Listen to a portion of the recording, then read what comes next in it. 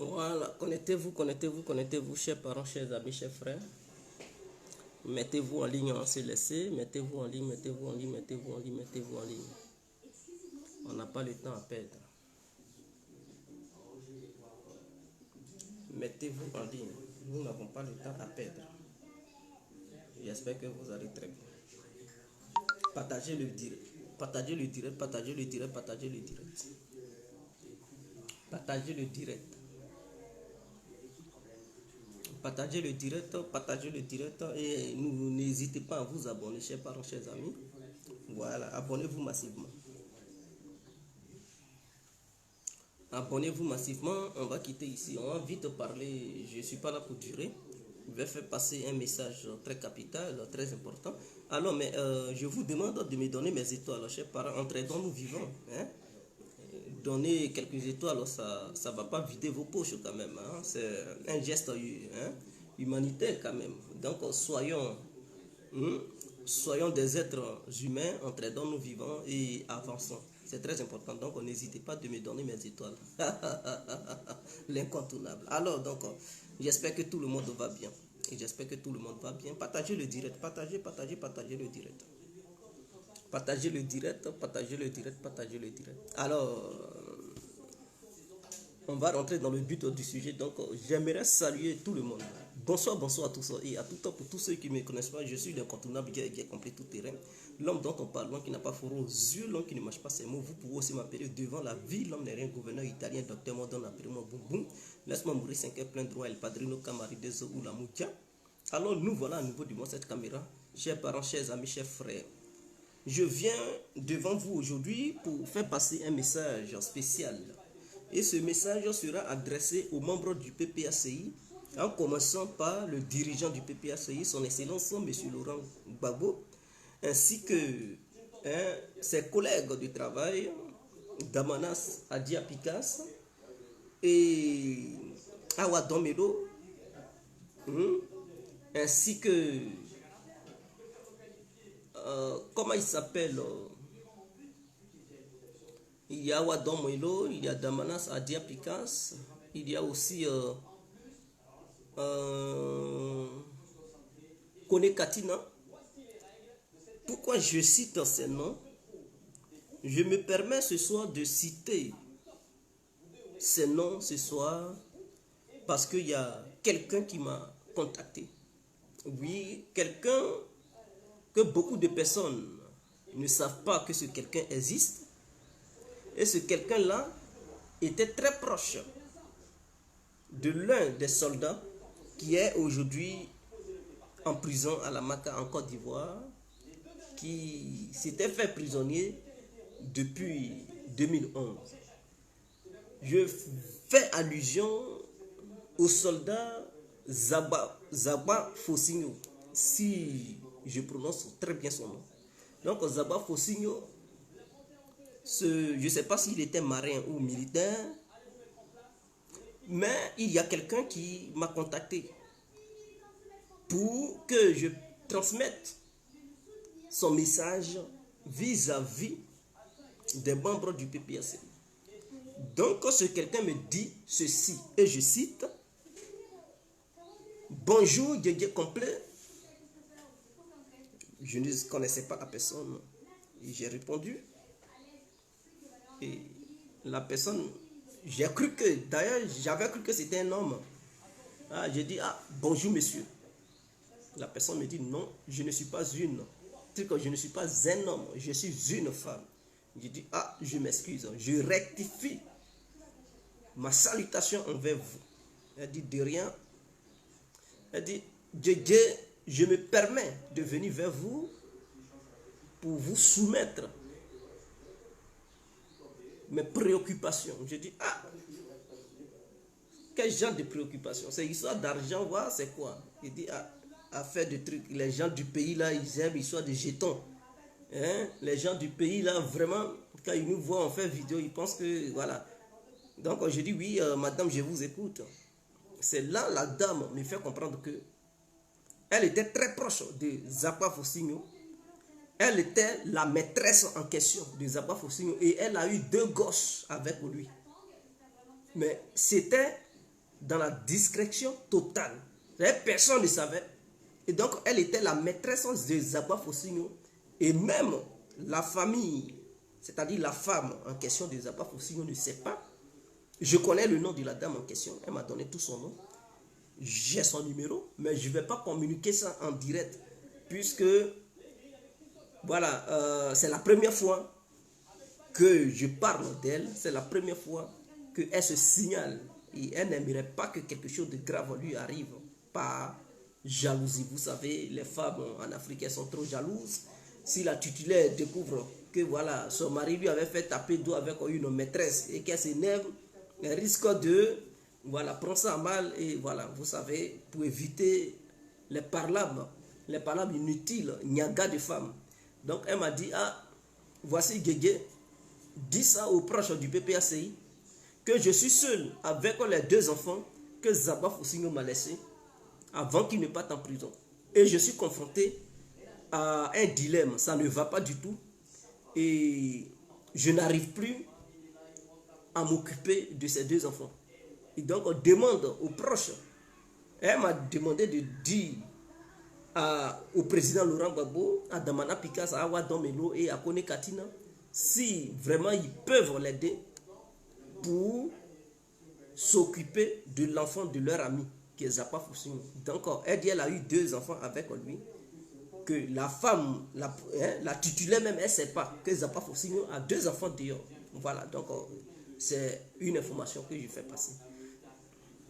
Voilà, Zagba Fosinho, et non, voilà, c'est Zagba Fosinho, voilà, merci monsieur Ferdinand Ghetto. Donc, c'est Zagba Fosinho.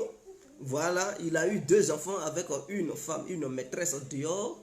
Et la titulaire, sa femme légitime ne sait pas que son mari, son époux, l'a trompé en faisant 2 gosses dehors. Et donc, cette dernière qui élève les 2 enfants de Zagba Fosinho dit que ça ne va pas et qu'elle aimerait une aide venant de la part du président Laurent Gbagbo, ainsi que Kone Katina, Awa Domelo et Damanas Adia Pikas.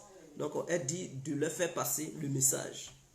Donc, pour toute information, vous pouvez me contacter. Je vous donne le numéro de la dame en question. Elle est en Côte d'Ivoire là-bas, précisément dans la ville d'Abidjan. Elle réside à Abidjan avec les enfants de Zagba Fosinho. Donc, elle vit à Abidjan avec les enfants. Donc, c'est 2 garçons. Elle vit avec les 2 garçons. Elle vit là-bas, elle habite là-bas. Donc, elle a besoin d'une aide venant de la part du PPACI. Donc, voici un peu, voilà ce qui se passe. Ouais, Kofi, Zagba Fosinho. Voilà, donc, on voit le nom là, je dis Zagba, mais c'est Zagba. Voilà, Zagba Fosinho. Donc, voici un peu le message que je tenais à faire passer. Donc, tous ceux qui sont membres du PPACI, je vous demande humblement de tout faire pour que cette vidéo arrive chez les cadres du FPI, du PPACI en fait. Tous ceux qui sont membres du PPACI, faites tout pour que cette vidéo arrive chez les cadres du PPACI, afin qu'ils prennent une décision capable de sauver des vies humaines. Parce que la dame, ça ne va plus. Si le monsieur était là, il était en liberté, il allait pouvoir s'occuper de ses 2 enfants.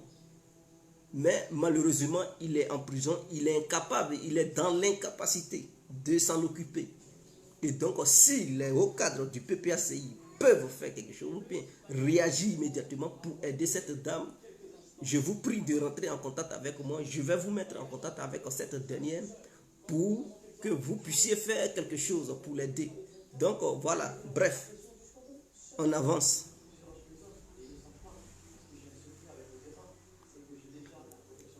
Geta Aoussou. Écoutez, c'est pas sous ma vidéo, vous allez venir faire votre promotion de problèmes spirituels et médicaments. Voilà. Ici, on ne parle pas de trucs, problèmes spirituels et médicaments. Allez-y, publiez ça dans le truc. Voilà, je pense que... Ok, je vais rectifier le titre de la vidéo. Je vais mettre Zagba. Il va enlever Zagba là. Merci pour...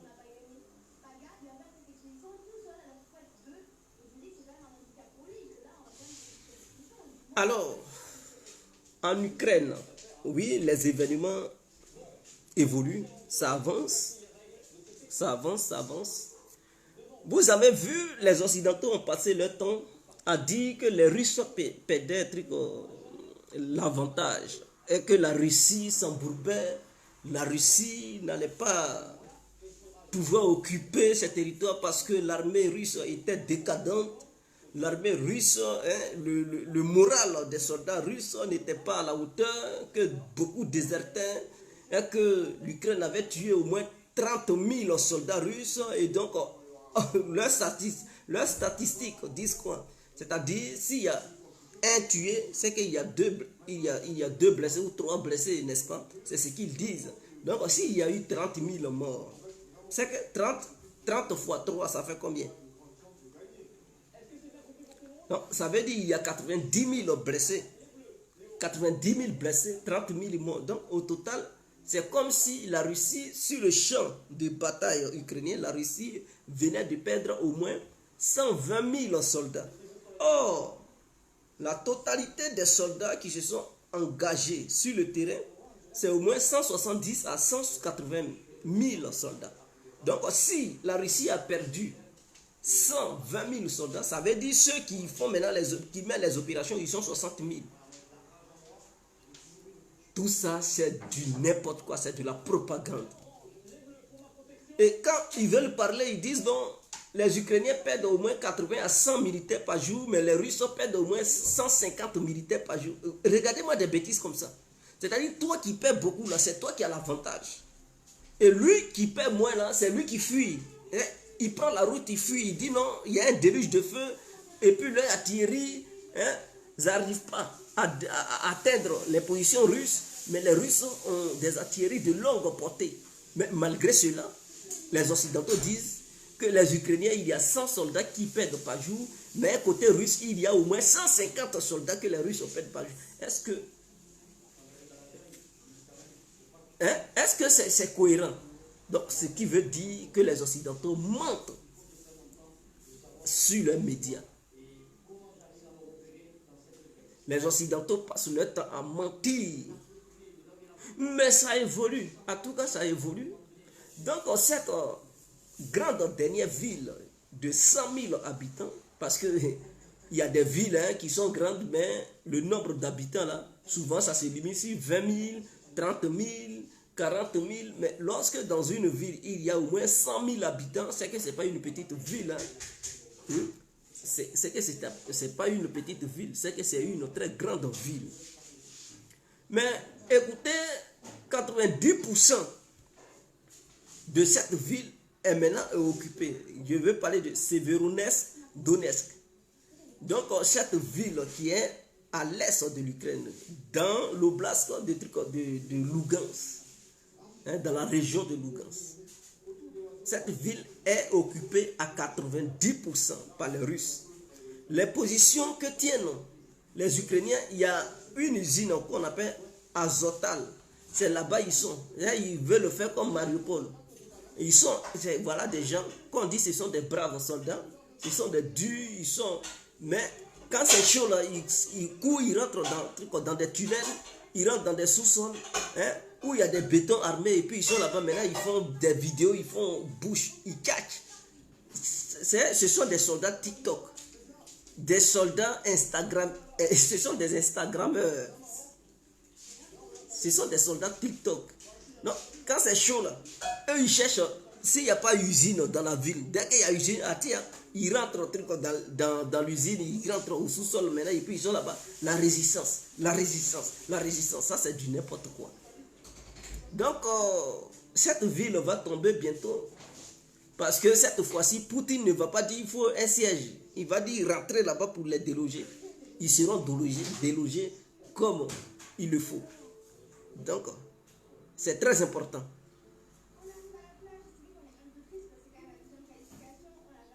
Donc, c'est très important. Alors, les Ukrainiens ne peuvent plus reconquérir ces régions. Il faudrait que ça soit... Parce qu'il y a des gens, ils disent non, le temps joue en faveur de l'Ukraine. Mais ils font une fausse analyse. Le temps joue en faveur de la Russie. Je répète, le temps là, ça joue en faveur de la Russie. Pourquoi?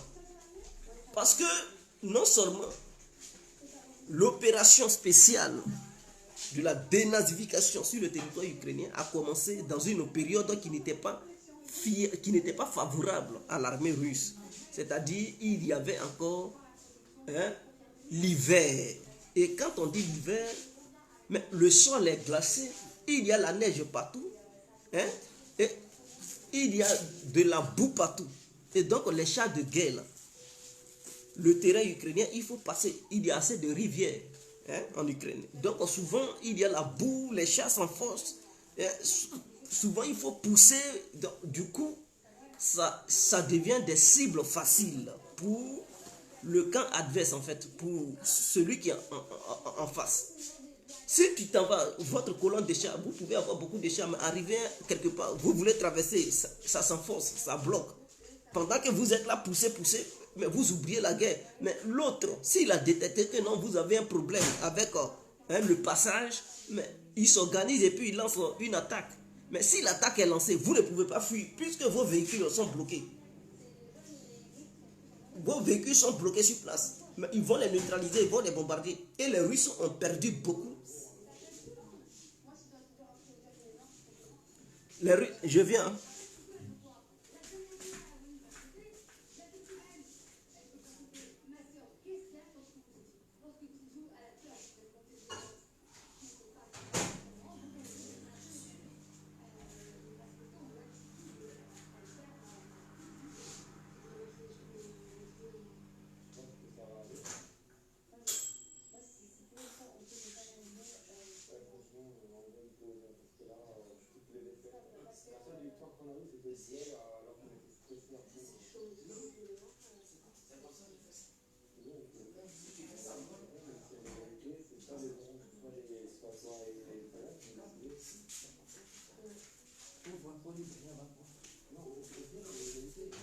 Alors, désolé pour l'absence. Alors, donc, le temps ne joue pas en faveur des Ukrainiens. Les Ukrainiens, au moment où le temps jouait en faveur d'eux, c'est passé, ce moment-là est passé. C'était le début février. Février-mars, là. Ça, c'était le temps des Ukrainiens. Mais si pendant ce temps-là, ils n'ont pas pu chasser les Russes sur leur territoire, à maintenant, là, c'est pas maintenant ils vont chasser les Russes sur leur territoire. Parce que début février, là, en février, c'est-à-dire, pourquoi je dis février-mars? Je dis février-mars parce que lorsque l'hiver, ça arrive en décembre. Est-ce que vous comprenez? Et quand l'hiver arrive, c'est au moins 3 mois. 3 mois pour que ça puisse disparaître. 3 à 4 mois. Donc l'hiver qui arrivait en décembre, janvier, février, il y avait encore l'hiver. Donc le terrain n'était pas encore propice pour lancer une offensive. Non seulement il fait froid, donc ceux qui sont sur le terrain, ils vont être congelés, ils ne vont pas être motivés comme ils se devaient. Est-ce que vous comprenez? Quand on parle de deuxième guerre mondiale, là, on dit soldats des Allemands, ils sont rentrés en Russie, mais la neige a fait qu'ils ne pouvaient plus. D'autres mouraient de froid parce que... Est-ce que vous comprenez? Voilà, donc en février, il y avait telle fraîcheur, le froid était encore élevé. Ce n'est pas la fraîcheur, c'est pas le froid de l'Europe de l'Ouest. Quand on vous parle de froid là, il y a au moins les moins 10 degrés, les moins 15 degrés. Tu ne te protèges pas bien là, le sang sèche dedans. Et puis c'est fini, on coupe tes trucs, on peut même couper tes membres. Donc là-bas, là, quand on dit froid, là, il fait beaucoup froid. Donc les soldats, ils ne sont pas trop mobilisés, ils ne sont pas trop galvanisés. Tu es au dehors, il n'y a pas de chauffage. Même pour manger, tu ne vas pas chauffer nourriture. Tu manges nourriture glacée. Donc, cette période-là, c'était en faveur des Ukrainiens parce que les Ukrainiens, ils étaient chez eux, sur leur territoire. Est-ce que vous comprenez? Ils étaient sur leur territoire. Donc, leurs femmes pouvaient s'organiser pour préparer, pour leur envoyer de la bouffe chaude. Mais les Russes, qui pouvaient préparer pour eux, pour envoyer nourriture chaude? Personne. Sur le terrain, ils ne connaissaient pas le terrain. Est-ce que vous comprenez? Donc, c'était un terrain nouveau. Ils venaient de débarquer sur un nouveau terrain. Les Ukrainiens, ils connaissaient les coins et les recoins. Ensuite, il y avait de la neige. Et donc, du coup, les chars russes allaient avoir des milliers de problèmes pour pouvoir avancer sur le terrain. Puisqu'il y avait des fleuves, ceci, cela, il y avait de la boue partout. En dehors de ça, dans le moins des trucs de masse, mais la neige commence à disparaître. Donc quand la neige commence à disparaître, qui dit neige, dit l'eau qui gèle. Maintenant quand ça commence à se décongeler, mais le sol est mouillé, ça devient la boue partout. Est-ce que vous comprenez? Donc potopoto, c'est ce qu'on appelle encore du potopoto, la boue. Donc la boue se multiplie par 2 ou par 3. Ce qui devient encore un problème pour les véhicules. C'est-à-dire que ce soit les lance-missiles multiples, que ce soit les chars de guerre, que ce soit n'importe quel véhicule, ça devient des problèmes. Donc les véhicules vont aller s'engouffrer dans des trucs, dans des endroits pas possibles, parce qu'ils ne connaissent pas là où il faut passer. Et les défenses ukrainiennes, les Russes ne pouvaient pas éviter ça, puisque si le sol se décongèle, si la Russie veut contourner, c'est-à-dire voici la voie principale, si les Ukrainiens mettent un barrage pour dire bon, tout véhicule qui va passer par là, nous on va détruire ça. Et puis ils mettent les matériels nécessaires pour attendre. Mais la Russie ne peut pas contourner ça pour dire bon, on va passer dans la brousse là-bas, puisque dans la brousse, mais le sol est décongelé, tout est mouillé, tout est la boue. Donc ils savent que s'ils vont là-bas, mais leurs véhicules vont s'enfoncer. Donc du coup, ils seront obligés de passer par les voies principales. Ces voies qui sont bitumées, ces voies sont déjà préparées. Il y a des embuscades qui sont tendues partout.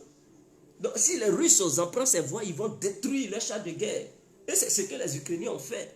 Mais maintenant qu'il n'y a plus gel du sol, il n'y a plus histoire de dégel du sol, mais il n'y a plus une question de dire on a mis une ligne de défense ici, on va. Non, l'ennemi ne va plus passer par là. Donc les Russes, souvent, quand les Ukrainiens ils mettent une ligne de défense ici, eux ils contournent, ils passent dans la forêt. Parce qu'ils savent que dans la forêt, il n'y a plus de boue comme c'était dans le mois de février et mars. Parce que le sol devient dur, la terre devient sèche. Donc du coup, les chats ont eu une très grande liberté de rentrer même dans les forêts, dans les espaces où il n'y a pas de voie. Ça crée des voies là-bas pour lancer leur assaut. Donc les Ukrainiens, ils sont débordés. Les lignes de défense qu'ils avaient placées, ils voient que non, c'est pas par là-bas les Russes passent. Et donc eux-mêmes, ils sont maintenant surpris. Ils sont surpris, ils disent, ah, mais comment on va les maîtriser? Parce que là où on les attend, ils ne passent pas par là-bas, ils les attendent ici, eux ils sortent de l'autre côté. Parce qu'il n'y a plus de boue. Et encore, à chaque fois que les mois avancent, l'été va arriver. Le soleil va même. Les fleuves sur lesquels les Ukrainiens comptent. Et puis ils disent, ah, il y a un tel fleuve ici, ou bien une rivière, c'est trop mouillé, les chars de guerre russes, on ne va pas passer par là, ça va leur créer des problèmes. Écoutez, quand l'été va arriver, le soleil va être ardent, briller, frapper fort pendant un mois, mais ces rivières-là vont tarir, vont sécher. Mais si ça sèche, mais ça crée des chemins, ça crée des trucs, des voies pour les chars de guerre, pour des véhicules qui sont portés de trucs de missiles. Et donc, du coup, ça va créer des problèmes aux Ukrainiens. Donc, le temps ne joue pas en faveur des Ukrainiens. Et chaque jour qui passe, les Ukrainiens perdent leurs meilleurs soldats. C'est-à-dire les soldats que les Américains, les Européens ont formés pendant 8 ans. Ce n'est pas une formation de trucs de 3 mois qu'ils leur ont donné. Non, ils ont formé ces soldats pendant 8 ans. Et ce sont ces soldats-là qui sont au front. Mais chaque jour qui passe, ces soldats-là perdent leur vie. Beaucoup désertent. Donc, je sais qu'ils vont vouloir former d'autres nouveaux soldats. Ils vont former des nouveaux soldats. Mais ceux qui vont former là, ils n'auront pas la même formation que les premiers. Puisque les premiers là, ils ont mis assez de temps pour mieux les former. 8 ans de formation. Mais ceux qui prennent, ça c'est à la formation vite fait. À la formation va vite. C'est-à-dire ils vont les former 1 mois, 2 mois, 3 mois. Allez-y au front. Mais ils ne sont pas mieux préparés, ils ne sont pas mieux formés moralement. Ce n'est pas là. Et ils vont aller. Donc ceux-là, ils vont servir de chaîne à canon. Est-ce que vous comprenez? Or les Russes là, les Russes, non seulement au début, ils ont appris. C'est une très grande formation militaire qui se passe sur le terrain.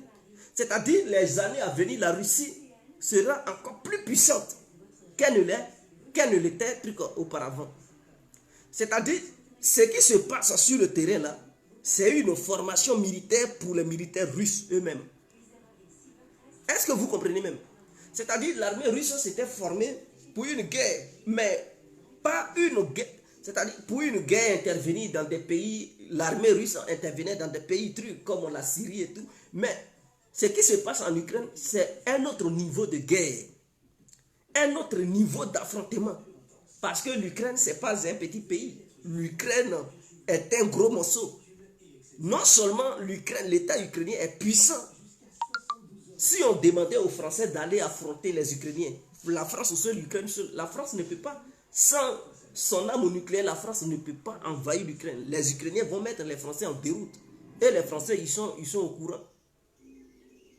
Aucun pays européen ici, en Europe ici, ne peut attaquer l'Ukraine et vouloir se sentir victorieux. Parce que l'Ukraine était la deuxième armée au sein de l'Union soviétique.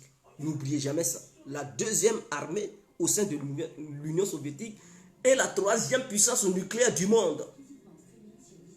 Quand l'URSS est tombée, en 91, 92, l'Ukraine était la troisième puissance nucléaire du monde. C'est-à-dire, après la Russie, il y a les États-Unis et l'Ukraine venait. Donc, l'Ukraine était troisième puissance nucléaire mondiale du monde il y a de cela 30 ans. Il y a de cela 30 ans. Ça ne fait pas encore un siècle. Donc, ils n'ont pas encore perdu leur technologie, leur savoir-faire balistique, leur savoir-faire de créativité. Donc, ce n'est pas un petit morceau, un pays où tu rentres et puis tu vas dire, ah, c'est... Non, l'Ukraine, non seulement ils sont aussi forts, mais ils reçoivent l'aide des Occidentaux. Donc, la technologie occidentale et la technologie soviétique, tout est mélangé. Mais la Russie n'a pas cette aide. Aucun pays ne vient en aide de la Russie. Mais malgré cela, la Russie affronte une armée puissante qui est à côté d'elle, sa voisine. Et en dehors de ça, affronte en même temps plusieurs technologies.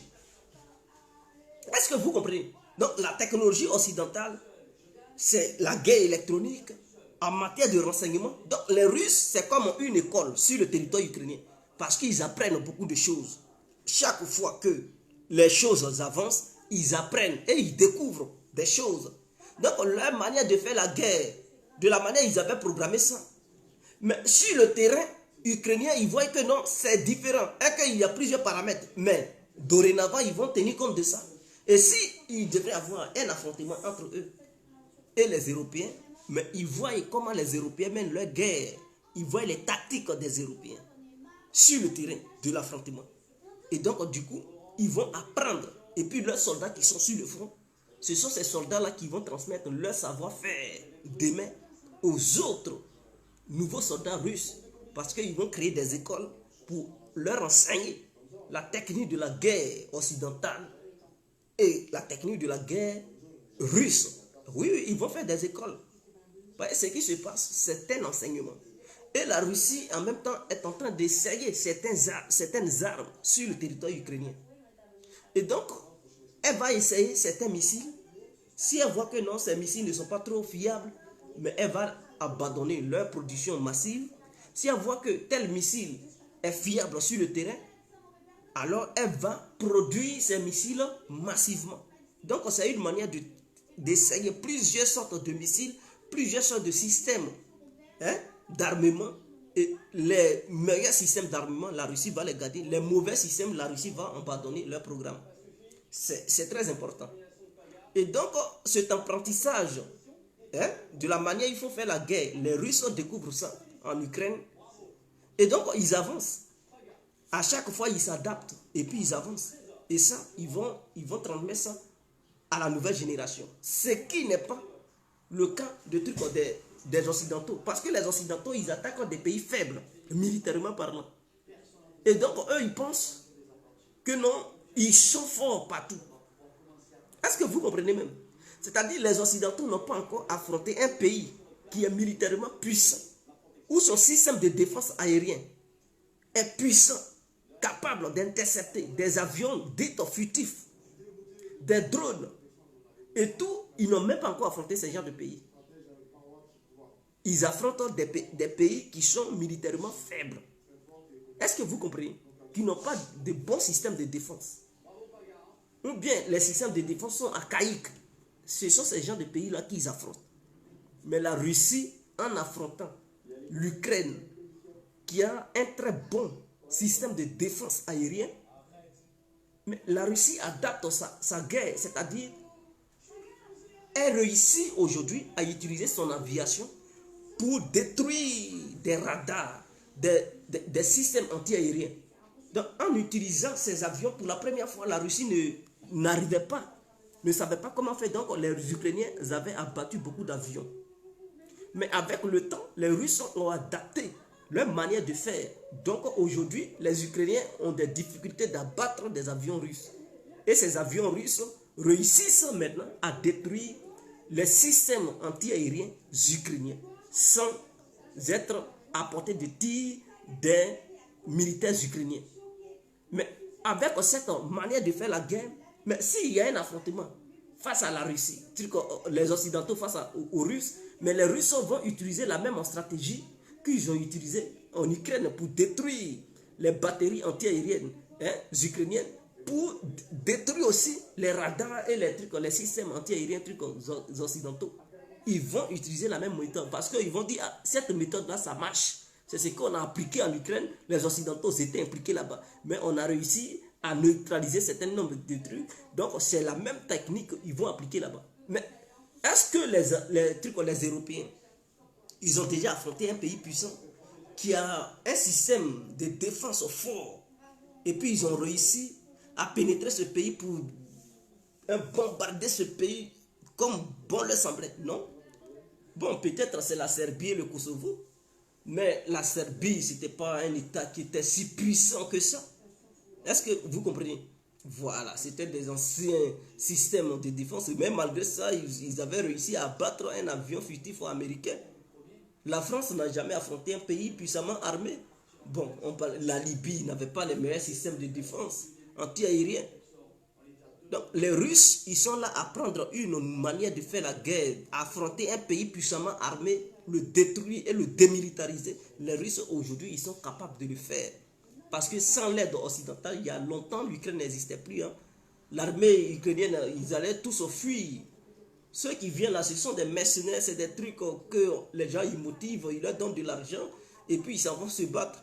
Pour eux, l'Ukraine est devenue un marché noir de la guerre. Ils s'en vont là-bas dans le but de gagner des dollars. Sinon, l'armée, à proprement dit, ukrainienne n'existe plus. Ceux qui sont là-bas, ils se battent, ils portent des tenues militaires ukrainiennes, mais ce sont des mercenaires, des gens qui viennent d'ailleurs, qui viennent renforcer les troupes ukrainiennes. Donc la Russie avance sûrement à l'est.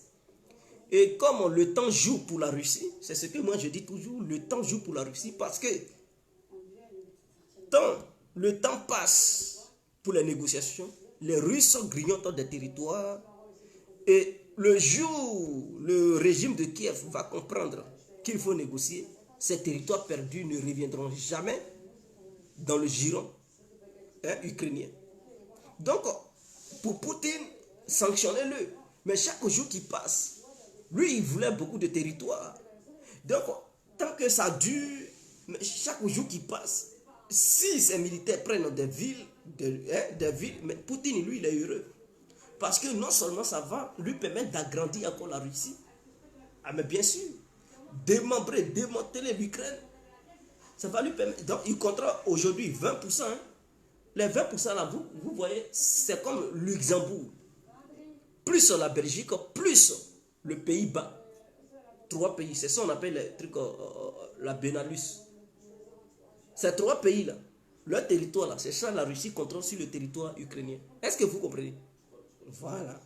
Donc, le territoire de Luxembourg, Belgique et Pays-Bas, tous ces 3 pays réunis là, c'est une partie comme ça que la Russie contrôle. Depuis le début, ça fait 3 mois, la Russie contrôle déjà. Donc, si Zelensky dit, non, je m'en fous des négociations, mais ça arrange Poutine. Tant les jours passent, Poutine il griotte des territoires et puis il va augmenter encore la Russie. Il va agrandir la fédération de Russie. Donc, c'est Zelensky dans tout ça là qui va perdre. Au moins, si lui il prenait de l'avantage sur l'armée russe et qu'il conquérait des trucs, des territoires, on pouvait dire, bon, s'il ne veut pas négocier, c'est parce que Sur le terrain militaire, il a l'avantage et puis il prend de l'avantage. Mais malheureusement, pour lui, sur le plan militaire, c'est trop au recul. Et puis lui, il dit non, lui, il ne veut pas de négociations. Mais si les Ukrainiens y réfléchissent, ils vont dire, mais Zelensky est en train de vendre l'Ukraine à Poutine. Ah oui, c'est-à-dire, ton armée ne peut pas, ton armée recule, l'autre, il prend tes territoires, et chaque territoire qui est pris, Poutine dit, il ne va plus remettre ces territoires à ton pays. Et que ces territoires qu'il a pris là, ça va faire partie de la Russie, de la grande Russie. Mais toi, tu dis, non, non, tu ne négocies pas, que tu vas libérer les territoires déjà conquis. Bon, je pense que Zelensky a un problème mental. Il devrait aller se faire soigner parce que quelqu'un qui est conscient, il devrait tout de suite entamer les négociations pour éviter que Odessa ne tombe. Moi, je ne comprends pas Zelensky. C'est-à-dire que tu as déjà perdu beaucoup de ports. Port de Mariupol, port de Kherson. Il te reste le seul port d'Odessa pour ne pas que ton pays devienne enclavé. Bon, quand tu perds le temps, si Poutine a fini le Donbass, et quand tu dis non, tu ne veux pas de négociations, mais tu penses qu'il va aller où? Mais il va vouloir aller à Odessa. Il va lancer une offensive de grande envergure de la manière qu'il a fait à l'Est là, vers Nikolaev. Et donc votre blocus Nikolaev, vous dites non, il y a des bétons armés, votre fortification, ils vont détruire ça. Et les combats vont arriver au niveau des trucs d'Odessa. Et quand ça va être proche d'Odessa, les gens de Transnistrie là, je suis convaincu qu'ils vont attaquer de l'autre côté d'Odessa. Et donc il y aura deux fronts. Et vous risquez de perdre Odessa. Ce qui va faire que l'Ukraine va perdre la mer. Et la Russie va contrôler maintenant, elle seule, la mer Noire, tous les postes ukrainiens. Mais quelqu'un qui est conscient, il va dire, j'ai déjà perdu 3 grands ports. Donc, je ne veux plus perdre un 4e port. Je veux négocier. Au moins ce port-là, ça peut servir le pays. Mais non, il ne veut pas. Mais si tu perds le dernier port, et que ton pays n'a plus de mer, pour faire sortir tes produits, dans le futur, tu vas encore négocier avec la Russie, tu vas payer droit de douane. Tu vas payer. Je ne comprends pas, il y a des dirigeants qui sont un peu naïfs. Lui, il ne voit pas que les Américains l'utilisent. Les Américains, là, eux, pour eux, c'est une manière d'essayer leurs armes sur le territoire ukrainien. Ah oui, oui, parce qu'eux aussi, ils ont fait sortir des nouvelles armes. Ils veulent essayer si c'est efficace.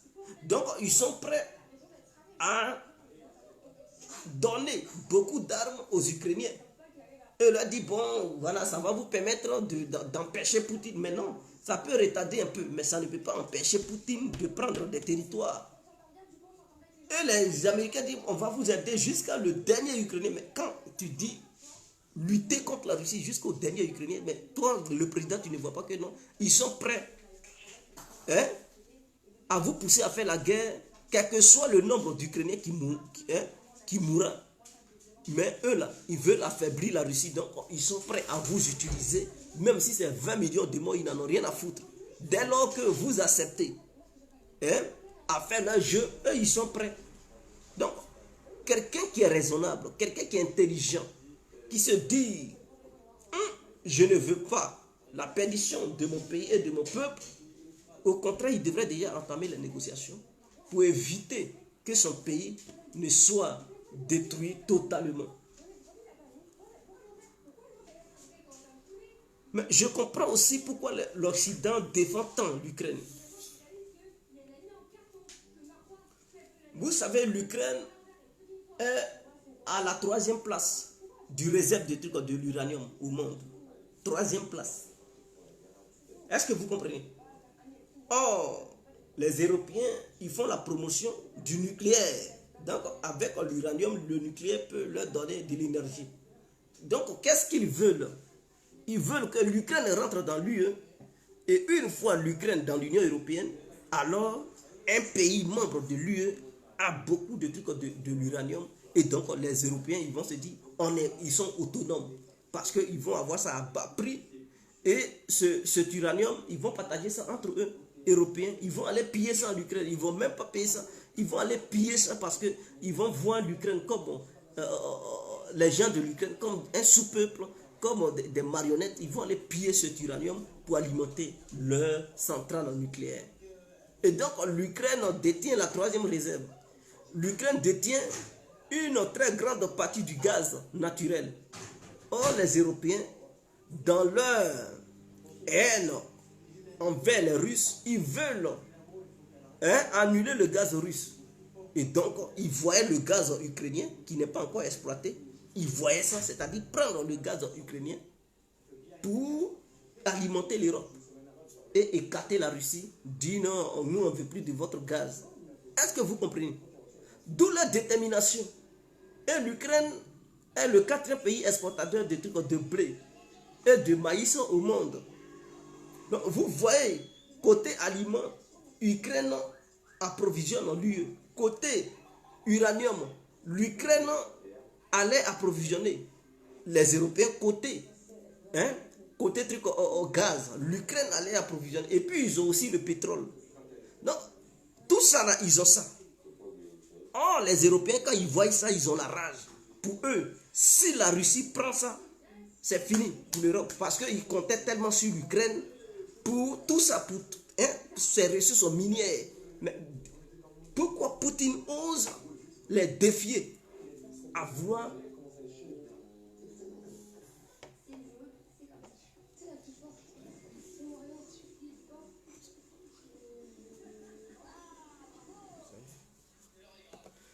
pourquoi Poutine ose à vouloir les défier? Et donc pour eux, l'Ukraine est très vitale pour l'Europe et pour les Américains. Est-ce que vous comprenez? L'Ukraine est vitale pour l'Europe. Parce que les pays membres de l'UE ne sont pas riches en hydrocarbures. Si ce n'est que le truc, comme on appelle ça, la Norvège, qui alimente l'Union européenne. Mais la production norvégienne n'en est pas assez. Et quand ils voient ce qui reste maintenant dans le sous-sol norvégien, ça ne va pas, ce n'est pas à la hauteur. Ce n'est pas à la hauteur. Donc, il faut chercher d'autres énergies. Donc, avec l'Ukraine, ils peuvent utiliser les oléoducs russes. Parce que si ils vont dire non, on ne veut plus coopérer la Russie, ils vont couper ça et puis alimenter, voilà, connecter ça au gaz ukrainien pour envoyer ça en Europe. Comme ça, eux, ils ne dépensent plus beaucoup. Le gaz va couler à flot en Europe. Et c'est ce qu'ils avaient prévu. Mais malheureusement, Poutine, il ne veut pas leur donner cette chance. Et les régions où cette énergie est, c'est à l'est, c'est à l'est de l'Ukraine. Est-ce que vous comprenez? Jusqu'à la rivière Dniepr, cette partie de l'est de l'Ukraine, c'est là-bas. Parce que c'est ça qui est collé à la Russie. Vous savez que le sous-sol russe est très riche en énergie. Cette partie qui est collée à la Russie est très riche aussi en énergie. Et c'est sur ça les Européens comptaient. Mais malheureusement, c'est là-bas Poutine est en train de cibler. Donc, ce qui se passe, cette opération-là, il y a double truc. Non seulement contrôler la mer Noire, ce qui permettra à la Russie de faire du commerce, avoir des plages et des gens vont venir. Mais oui, quand tu as les jolies plages, les belles plages, mais les gens vont partir faire du tourisme. Et donc, qui dit tourisme, dit business. Ça permet à la population de vendre, de faire du commerce. En dehors des plages et du tourisme, des touristes, mais il y a aussi des bateaux qui vont faire la navigation, qui vont exporter des produits. Donc, ce qui permettra à la Russie d'avoir des droits de douane sur les exportations ukrainiennes. Mais oui, si l'Ukraine veut exporter quoi que ce soit, mais l'Ukraine sera dans l'obligation de payer. Mais si la Russie prend Odessa et tout, mais la Moldavie, si les Moldaves, ils veulent envoyer leurs marchandises par le port d'Odessa, mais ils seront obligés de payer droit d'impôt dans la main de la Fédération de Russie. C'est comme ça que ça se passe, Atia. C'est comme ça. Et donc, ça va leur permettre de contrôler la mer Noire et l'argent va rentrer dans les caisses de l'État russe. Donc, voilà, c'est tout ça. Et en dehors de ça, ce qui se trouve dans le sous-sol, parce qu'il y a beaucoup de charbon là-bas. Vous voyez pourquoi on dit usine, usine, usine. Pourquoi dans cette partie de l'Ukraine, il y a beaucoup d'usines? Ces usines-là faisaient quoi là-bas? Tout simplement, c'est cette partie de l'Ukraine qui est riche. Et c'est ça qui produit la richesse du pays, en fait, de l'Ukraine. Est-ce que vous comprenez? Si Poutine réussit à prendre tout l'Est jusqu'au sud, il arrache ça à l'Ukraine. Le reste de l'Ukraine, là, c'est la pauvreté. Le sous-sol de là-bas n'est pas riche. Il n'y a pas de grandes usines. Les usines se trouvent à l'est de l'Ukraine. Les ressources minières se trouvent à l'est de l'Ukraine. Voilà pourquoi Poutine il vise cet objectif, c'est stratégique. S'il prend ça, alors il aura gagné ce qu'il veut gagner. Ce qui fera que le reste du territoire ukrainien, les gens vont avoir, ils vont avoir faim. D'autres vont immigrer en Europe, d'autres seront obligés de venir vers les territoires libérés. Ils vont prendre ce qu'ils veulent ou pas, ils vont prendre la nationalité russe pour pouvoir travailler dans ces territoires. Est-ce que vous comprenez? Donc c'est stratégie en fait. Ce qui va faire que l'Ukraine ne sera pas un État puissant. Les Européens, ils vont rejeter l'Ukraine. Ils vont dire non, non, l'UE, on ne veut pas. Parce que ils ne vont pas vouloir prendre un État qui est pauvre, qui n'a rien du tout. Donc Poutine, lui, ce qu'il veut, c'est d'occuper la partie qui est très riche. Quand il va occuper là-bas, vous allez voir les Européens, ils vont relâcher leur aide envers l'Ukraine. Parce que pour eux, il fallait chasser les Russes de cette partie pour que eux, Européens, ils puissent signer les gros contrats.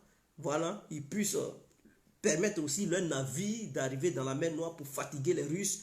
Les navires de l'OTAN, ils vont embrouiller les Russes, ceci, cela. Mais si Poutine réussit à occuper tout ça, c'est fini. Ils ne vont plus avoir accès à la mer Noire. Donc, ils ne vont plus aller titiller les Russes là-bas. Ils ne vont plus aller voler du charbon, l'uranium, le blé pour passer. Non, ils ne vont plus faire ce genre de conneries. Et donc, du coup, ça va renforcer la Russie. Et puisque c'est l'Ukraine qui alimentait les Européens en énergie dans certains domaines, si la Russie occupe ça, mais les Européens, ils vont aller où? Ils vont dire, bah, écoutez, si c'est le cas, nous, on veut négocier les Russes. Parce qu'ils ont misé tellement sur l'Ukraine. Ils pensaient que ce qu'ils allaient perdre du côté de la Russie, ils allaient prendre ça du côté de l'Ukraine. Voilà pourquoi ils misent beaucoup. Si la Russie perd cette opération face aux Occidentaux, alors ils vont laisser le gaz russe, le pétrole russe, tout, même le blé russe, et puis ils vont aller chercher ça en Ukraine. Mais si les Occidentaux perdent cette dualité entre la Russie et les Occidentaux qui se jouent en Ukraine, les Occidentaux vont baisser les gardes parce qu'ils vont dire, mais écoutez, le blé ukrainien ne peut plus nourrir tout l'Occident parce que une partie de l'Ukraine est occupée et cette partie est riche, c'est la terre fertile, ça produisait assez de blé. Ce blé-là sera produit en Russie. Écoutez, nous, on ne veut pas avoir faim, on veut signer les Russes pour qu'ils nous donnent aussi du blé. On ne peut pas mourir de faim. Bon, là-bas, là, il y a charbon. Nous aussi, on a besoin du charbon. L'Ukraine ne contrôle plus les parties intéressantes de son pays. Bon, écoutez, Poutine est mauvais, mais ils vont trouver d'autres rhétoriques. Ils vont dire, mais Poutine n'est pas la Russie, c'est un homme, il peut passer. Nous, on signe des trucs à elle. Et puis, ils vont aller jusqu'à... Ils vont repartir. Dans cette histoire de l'Union soviétique, il y avait Joseph Staline, et il était dictateur, mais quand même, on coopérait avec. Et ils vont faire sortir n'importe quoi pour justifier leur coopération avec la Russie. Parce qu'ils ne peuvent pas s'en passer des énergies qui quittent la Russie. D'ailleurs, Joe Biden dit que l'UE est en train d'étudier une solution pour continuer toujours à importer du pétrole russe, mais que le prix soit bas au niveau, il ne faudrait pas que le prix soit fixé au niveau du Brent international et que le prix n'a qu'à être bas. Donc non seulement ils ont pris une décision pour dire non, ils ne veulent plus acheter du pétrole russe, mais derrière ils veulent négocier pour continuer à acheter. Donc vous comprenez qu'ils ne peuvent pas. Parce qu'il y a l'OPEP. Et dans cette histoire de l'OPEP, les pays ne peuvent pas augmenter leur production comme ça du jour au lendemain parce que les Occidentaux ne veulent plus acheter le pétrole russe. Sinon, s'ils augmentent, ils vont bouleverser le prix sur le marché international. Or, ils ont fixé ce prix-là pour que chaque pays puisse en bénéficier. Or, si d'autres commencent à produire n'importe comment, le prix va baisser et ça va être un chaos total. Pourtant, d'autres pays vivent de l'énergie. C'est-à-dire, ces pays-là survivent grâce à l'énergie, du pétrole. L'Arabie Saoudite, le Nigeria, le Qatar et tout. Donc, si un bon jour, d'autres pays disent, bon, comme il y a un embargo sur le pétrole russe, embargo au niveau des européens, nous on veut augmenter n'importe comment, mais il y aura beaucoup de pétrole sur le marché. Et mais écoutez, le baril va coûter moins cher, ce qui va affaiblir l'économie des pays qui dépendent du revenu du pétrole. Et qui dit économie faible, dit révolution de la part des populations. Et donc, l'OPEP et OPEP plus ont dit non, ils ne veulent pas augmenter leur production. Ils ont refusé. Ils ont fait comprendre ça aux Européens. Donc, les Européens ne sachant plus quoi faire, ils disent non, ils vont revoir côté russe, ils vont négocier et tout. Mais ils ne vont pas dire ça au grand jour. Ça, il y a ce qui tiennent comme discours et il y a ce qui se passe en bas. Il y a ce qui se passe dans les médias et il y a ce qui se passe en bas.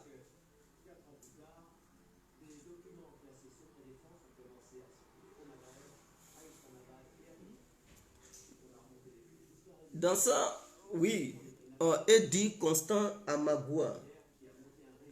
Mais là, l'Afrique a pris une très grande décision, c'est-à-dire l'OMS avait proposé une loi, des trucs à voter et les Africains ont refusé. En fait, c'était un autre esclavage en fait. Si les Africains ne refusaient pas et que cela passait, l'OMS devenait le gouvernement mondial en fait. Et donc, c'est l'OMS qui allait donner des ordres à tous les États du monde. On allait perdre nos souverainetés, nos petites indépendances que nous on a là. On allait perdre ça. Et le patron de l'OMS, c'est lui qui allait dicter les règles. C'est-à-dire, s'il y a un petit truc, s'il faut un vaccin, aucun pays au monde n'allait encore refuser de se faire vacciner. S'ils disent tant, tout le monde allait obéir parce que c'est l'OMS qui allait piloter tout. L'OMS allait décider de qui est bon président, qui ne l'est pas, qui doit quitter le pouvoir, qui ne doit pas quitter le pouvoir. Et donc, c'était un danger, le projet de loi que l'OMS avait proposé. Mais les pays africains ont été très vigilants, ont refusé ça. Et ça, ce projet de loi, ce sont les Occidentaux qui étaient derrière. Ils voulaient faire voter ça et tout. Parce qu'avant ça, ils ont condamné l'opération militaire russe. Et suite à ça, ils ont dit non, ils n'ont qu'à voter une loi. En fait, ils voient que la globalisation qu'ils avaient voulu mettre sur pied, ça ne se passe pas comme eux. Ils avaient voulu que cela se fasse. Et donc, du coup, ils utilisent maintenant les trucs des organisations internationales pour parvenir à leur fin. Ils utilisent l'ONU, ils utilisent l'OMS, ils vont utiliser UNICEF, ils vont utiliser des trucs pour... Et tout ça là, ce sont les Occidentaux qui se cachent derrière pour parvenir à leur fin. Et donc, les États qui se disent États libres doivent être très vigilants envers ces différentes organisations. Ils doivent être très vigilants envers ces différentes organisations. Si on ne l'est pas, on va tomber dans le piège qu'ils nous tendent.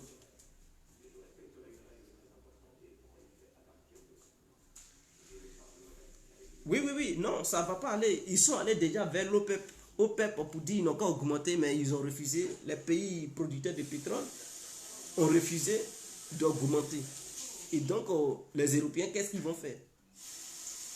Aller chercher du pétrole en Afrique, mais il faut assez de trucs de pétroliers sur la mer. C'est-à-dire, chercher du pétrole en Afrique. Ça veut dire que les Occidentaux doivent amener beaucoup de bateaux en Afrique pour exporter du pétrole, pour importer du pétrole de l'Afrique vers l'Occident. Mais est-ce qu'ils ont ces navires? Est-ce qu'ils ont assez de navires? Parce que le pétrole qui venait en Occident, qui quitte la Russie pour venir en Occident, il y a une partie qui passe par les gazoducs, par les éoloducs, c'est-à-dire par les tuyaux sous la mer. Donc, au lieu de prendre le bateau, le pétrole passe par tuyau et donc c'est comme un tuyau d'eau.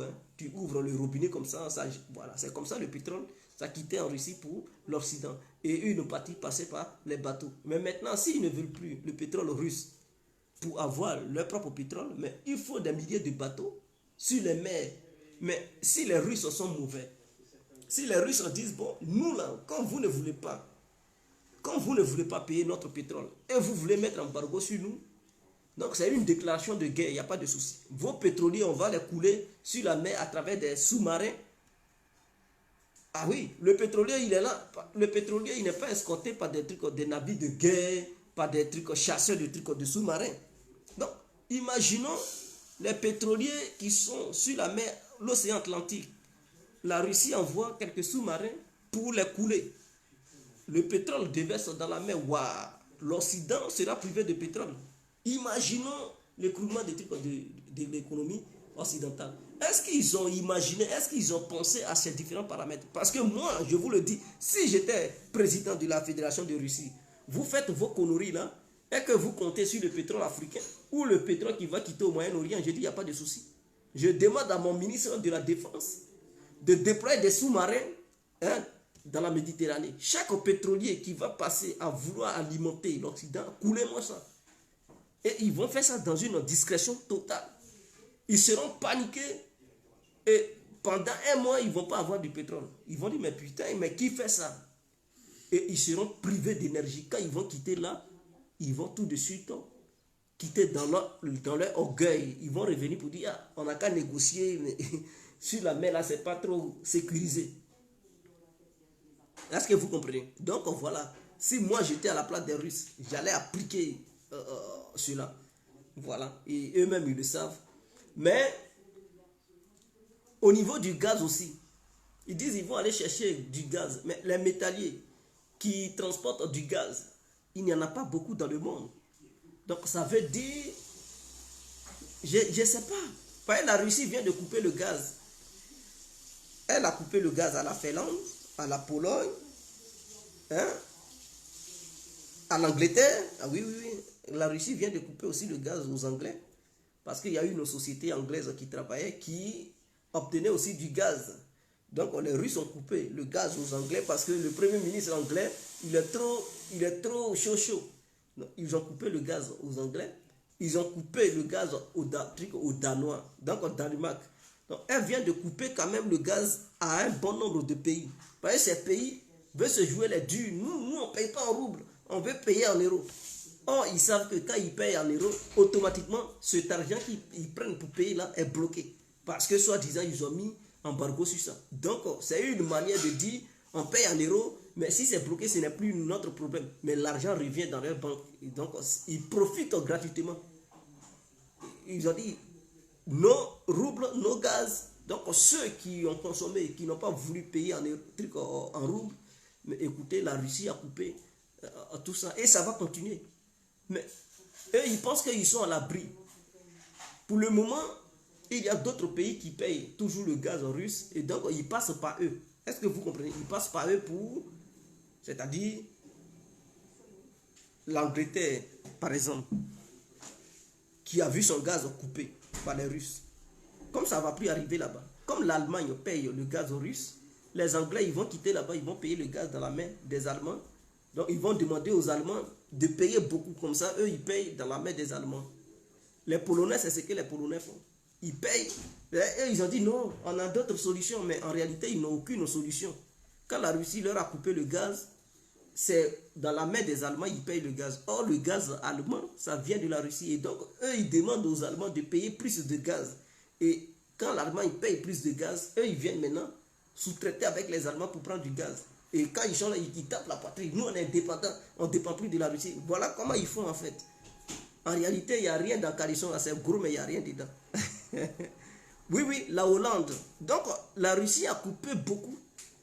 Elle a commencé à frapper, à cibler les pays. Et vous allez voir, il y a des pays, la Lituanie et tout ça, l'inflation atteint déjà 20%. 20% atteint. L'Allemagne, c'est 8%, 8,80 quelque chose. D'ici, ils vont dire un mois encore plus, ça va atteindre 9%. D'ici, ils vont dire 3 mois, 2 mois, ça va faire 10%. Du jamais vu. Depuis 37 ans, l'Allemagne n'avait jamais connu une telle inflation. Et donc, ça commence. Ce n'est que le début. Ce n'est que le début. Donc, vous voyez, il y a plusieurs pays, l'Italie, l'Espagne, l'inflation augmente. Les choses coûtent maintenant cher. À un moment donné, d'ici 5 mois, s'il continue sur cette voie, le litre de l'essence va coûter 5 euros. Le litre de l'essence va coûter 5 euros. Parce que quand ils disent non, la population européenne manifeste, ils n'ont qu'à couper le gaz russe, ils n'ont qu'à couper le pétrole russe. En fait, ce sont des Ukrainiens qui ont duré en Europe ici, là, qui sont là, qui manifestent et puis ils les appellent citoyens européens, qui poussent les autres citoyens européens dans les bêtises. Et eux aussi, ils soutiennent, mais ils ne savent pas que leur soutien là va leur coûter cher. Parce que quand leurs gouvernements vont obéir, la vie va devenir chère. C'est encore eux qui vont encaisser. Parce que ceux qui font la politique, les ministres, les députés, les trucs, les maires, eux là, ils ont beaucoup d'argent. Donc, et puis, souvent même, ils ne payent même pas l'électricité. Hein. C'est gratuit. Est-ce que vous comprenez? Ils ont des chauffeurs, ils ont des bons de trucs, de nourriture. Ils ne payent rien. Donc, la vie est chère, la vie n'est pas chère. Ce n'est pas leur problème. Ce sont des citoyens moutons là qui suivent. Oh, couper, couper. Mais quand ils vont couper, après ils vont se plaindre. Ah, la vie est chère. Regardez-moi des gens comme ça. Donc, voici un peu ce qui se passe. Et on assiste. La Russie est vraiment puissante. Est vraiment puissante. Bon, les Américains ont dit qu'ils vont donner les lance-missiles multiples d'une portée de 80 km. Et ils ont dit qu'ils ont reçu une garantie de la part des Ukrainiens disant que non, ils ne vont pas utiliser ces missiles pour frapper le territoire russe. La Russie, quant à elle, elle dit qu'elle a reçu une information de la part des services de renseignement russes comme quoi, si les Ukrainiens disent si eux ils reçoivent ces lance-missiles multiples, ils vont déployer ça dans les villes qui sont proches de la Russie parce que vous voyez, vers Kharkiv et tout, il y a d'autres villes que la Russie n'a jamais attaquées, où la Russie avait attaqué, mais elle s'est retirée. Ils disent qu'ils vont déployer les missiles là-bas pour bombarder le territoire russe. Ce qui revient à dire que c'est une déclaration de guerre entre Washington et Moscou. Et donc, la Russie met en garde Washington. Au cas où ces missiles seraient utilisés pour frapper le territoire russe, la Russie ripostera en frappant les centres de commandement de Kiev et les centres de commandement qui sont dans les pays de l'OTAN. Et donc, vous comprenez, voilà pourquoi la Russie, avant-hier, a déjà commencé à faire des exercices de ces missiles nucléaires. Et des gens ont remarqué que les missiles nucléaires qui sont, vous voyez quand ils font les défilés là, voilà, les gros camions qui portent, voilà, les Russes ont commencé à déplacer ça, à envoyer ça d'autres dans les forêts, ils ont commencé à camoufler d'autres. Ça veut dire quoi? Ils ont déplacé 100 camions de 100 missiles nucléaires à travers la Russie. Ils ont commencé à déployer ça à peu près. Ils ont enlevé ça dans leur base pour éparpiller ça partout dans le pays. Ça arrivait à dire quoi? On ne sait pas. Donc, et la télévision russe dit déjà que l'opération militaire ukrainienne tient à sa fin et que le début de la Troisième Guerre mondiale va commencer suite aux propos des Américains disant qu'ils vont livrer des armements puissants de longue portée à l'Ukraine. Et que si ces armes étaient utilisées contre les territoires russes, les Russes riposteraient en frappant les pays membres de l'OTAN, ce qui créerait une guerre mondiale. Voilà, ça a déjà commencé, mais ça n'a pas encore touché tous les continents. Voilà, guerre mondiale se passe sur le territoire ukrainien, mais ça n'a pas encore touché tous les continents. Puisque chaque habitant de n'importe quel continent est impliqué dans ce qui se passe en Ukraine. Il y a des Américains qui sont impliqués dedans, les Africains même qui sont impliqués. Puisque les Sénégalais étaient aux côtés des Ukrainiens, ils les ont arrêtés là-bas, à Mariupol, vous comprenez? Et donc, les Européens sont impliqués, les Asiatiques sont impliqués. C'est une guerre mondiale là. Mais chaque continent n'a pas encore été touché par des missiles de précision de haute précision. Et donc, vous voyez, quand Dieu il met son plan en place, il endurcit les cœurs des gens en fait. C'est-à-dire, tu fais un peu, tu dis je vais encore faire, je vais encore faire. Et tu as l'impression que ce que tu fais, c'est normal. Et tu te sens les ailes poussées. Tu te dis, et puis tu es agité. Mais en réalité, c'est Dieu qui endurcit ton cœur. C'est Dieu qui fait ça pour parvenir à un objectif précis. C'est-à-dire, si la guerre mondiale doit être déclenchée en Ukraine, Dieu va endurcir le cœur des Européens, des Américains. Il va les pousser à aller encore plus loin. Ils ne vont pas écouter les mises en garde de Moscou. Et Dieu va leur faire croire qu'ils vont gagner. Et dans ça, ils vont aller jusqu'à un niveau de non-retour. Et c'est là, ça va se déclencher. Et quand ça va se déclencher, ils vont dire, mais Comment ça se fait-il que nous sommes devenus co-belligérants? Mais qu'est-ce qu'on a fait? Mais on n'a rien vu dedans. Mais c'est déjà trop tard. Et c'est ce qui se passe. Quand les Européens disent on va vous augmenter, on va vous donner des armes de longue portée, ceci, cela. Mais c'est petit à petit, à un moment donné, lui que vos armes menacent, non seulement vous le sanctionnez, et vous amenez des armes pour tuer ses concitoyens, à un moment donné, la colère va faire, il va riposter. Et quand il va riposter, vous allez riposter, ça va dégénérer. Et ça devient inarrêtable. Et c'est ce qui va se passer. C'est ce qui va se passer. Chaque fois, l'aide militaire occidentale va monter de grade. Et à un moment donné, ils vont penser que c'est un bon moment de demander aux Ukrainiens de frapper le territoire russe, ou bien à un bon moment d'envoyer des militaires pour maintenir la paix. Et ça, c'est un départ de non-retour. C'est ce qui engendrerait le chaos mondial. Pensant qu'ils vont gagner, pensant qu'ils vont... Parce que c'est comme ça l'Occident fait. Non seulement ils mettent des embargos et tout. Quand ils voient que ça n'apporte aucun résultat, ils passent à l'action militaire. Vous vous souvenez de la Côte d'Ivoire, quand ils ont mis l'embargo, mais ils ont vu que l'embargo ne portait pas ses fruits, alors ils sont passés à l'action militaire. Et c'est comme ça partout. Les Occidentaux mettent des embargos d'abord et tout, ils diabolisent. S'ils voient qu'ils ne parviennent pas à leur fin, ils passent à l'action militaire. Excusez-moi.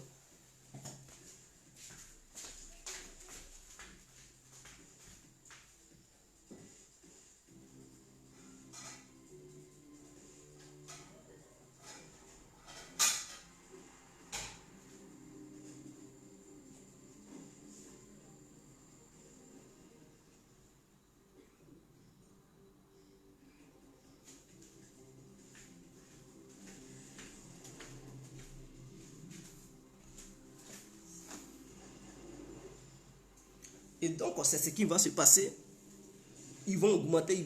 À un moment donné, ils vont dire, ah, mais les Russes bluffent, les Russes bluffent, les Russes bluffent. On va aller encore plus loin, on va aller encore plus loin. Et dans cette histoire d'aller plus loin, ils ne vont pas s'attendre à quelque chose et les Russes vont répondre.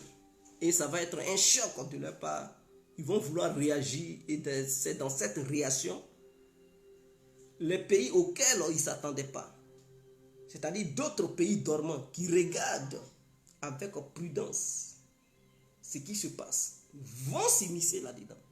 Et quand ils vont s'immiscer là-dedans, les Occidentaux seront dépassés. Ils vont dire, mais on ne s'attendait pas à ça. On pensait que le monde était avec nous. On pensait que le monde... Parce qu'ils sont convaincus que le monde entier est avec eux. Ils sont convaincus que s'il y a la guerre, le monde entier va soutenir l'Occident. Et que le monde entier, personne ne va soutenir la Russie. Et que la Russie, il faut gagner militairement la Russie. Et donc le monde entier sera de leur côté. Et ils sont convaincus. Mais ils seront surpris de voir le jour J que ce qu'ils avaient pensé, ce n'était pas le cas et que c'était le contraire. C'est là le monde occidental va commencer à chuter. C'est-à-dire, dans leur calcul, ils vont penser que la Chine ne va jamais s'immiscer dedans parce que la Chine fait du business avec l'Occident. Et donc, s'immiscer dedans, la Chine va beaucoup perdre. Et donc, ces calculs-là, ça est dans leur tête. Ils sont convaincus que s'il y a affrontement entre eux et la Russie, la Chine ne va pas bouger, la Corée du Nord ne va pas bouger, et que la Russie sera seule. Ils sont convaincus dans leur tête, et que les Iraniens ne vont jamais bouger. Le Kazakhstan, parce qu'ils commencent à dire, oh, le Kazakhstan n'est pas d'accord avec Poutine. Voilà, le Kazakhstan, il dit, oh, mais Loukachenko, Biélorusses, les Biélorusses ne vont pas intervenir parce que Loukachenko, il sait qu'il n'est plus trop populaire, son peuple est mécontent de lui, donc il ne va jamais s'hasarder à faire. Donc, ils sont convaincus, ils disent, oh, mais la Biélorussie ne va pas, le Kazakhstan, l'Azerbaïdjan, et ils sont convaincus, ils sont dans cette vision. Et c'est à cause de ça, ils font ça en fait. Donc, ils se disent, si il y a une attaque occidentale contre la Russie sera seule face à tout l'Occident, les 27 pays membres de l'UE et les autres pays de l'OTAN ensemble. Donc, ils sont convaincus que tout l'OTAN, toute l'Union européenne va faire front commun contre la Russie. Mais ils seront surpris de la réaction de certains États qui ne voulaient pas parler. Et c'est là, c'est ça qui va les faire perdre. Et il se peut qu'entre eux, la solidarité disparaisse. C'est-à-dire, quand la guerre n'a pas encore commencé, d'autres États sont agités. Mais quand ça commence, et que la réalité, ils voient la réalité, d'autres États vont dire non, nous, on ne veut pas participer à la guerre. Pourquoi je le dis? Je le dis parce que, imaginons, c'est sur ça seulement la Russie peut gagner. La Russie peut uniquement gagner face à l'OTAN si la Russie réussit à désolidariser d'autres pays de l'OTAN. Je m'explique. Puisque la Russie est la première puissance nucléaire au monde, avec environ 6000 têtes nucléaires, et elle veut encore mettre 50 têtes nucléaires d'ici novembre pour leur nouveau missile Satan 2. Voilà. Ils disent qu'ils vont construire 50 missiles Satan 2 d'ici novembre. Ok. Donc ça veut dire cette année 2022 là, la Russie prévoit de construire 50 missiles. 50 missiles intercontinentaux appelés Satan 2 d'ici novembre. En dehors de ça, les 6000 têtes nucléaires dont elle dispose, ce qui va encore augmenter la capacité. Les pays membres de l'OTAN, eux tous, ils ne sont pas nucléarisés. Il y a beaucoup de pays qui n'ont pas de nucléaire. Donc, imaginons, parce qu'Erdogan, il fait sa folie, mais il est intelligent. Je dis bien Erdogan, il fait sa folie, mais il est très intelligent. Il ne peut pas faire mourir son peuple turc pour les beaux yeux des Occidentaux. Qu'est-ce que la Russie va faire? Parce que la Turquie est une puissance militaire régionale. On ne peut pas nier ça. Ok. Poutine, d'abord, pour gagner, il peut envoyer des armes nucléaires en Syrie, dans sa base. Donc, la Russie a 3 bases militaires là-bas. Il peut envoyer des armes nucléaires puissantes en Syrie pour orienter ça vers la Turquie. Pour dire aux Turcs, s'il y a guerre entre la Russie et l'OTAN, on vous recommande de ne pas participer. Retirez vos militaires. Dans le cas contraire, si vos militaires participent, votre pays sera nucléarisé. Est-ce que vous comprenez? Donc, ils envoient un message en privé pour prévenir les autorités russes, turques, pour dire, parce que c'est la deuxième puissance militaire au sein de l'OTAN, la Turquie, après les États-Unis.